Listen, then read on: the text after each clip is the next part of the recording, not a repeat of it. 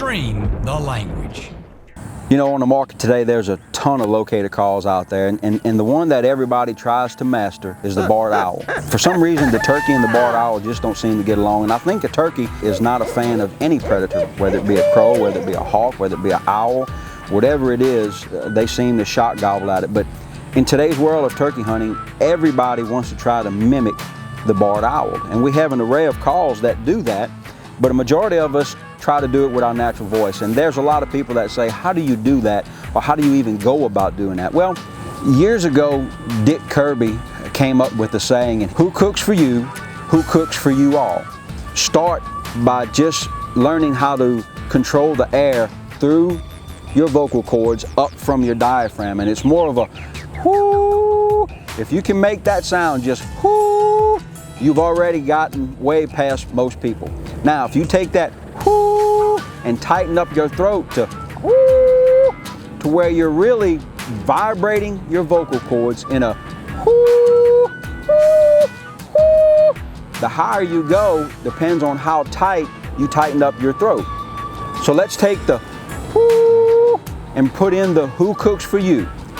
Whoo, whoo, whoo, whoo, whoo, whoo, whoo. It's 4 notes. Who cooks for you? Now, if I tighten my vocal cords up and push the air a little bit tighter, I can get that.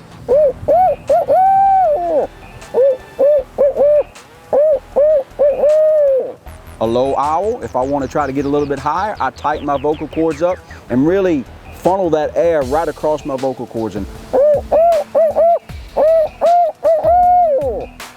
it's one of those things that you're truly going to have to practice.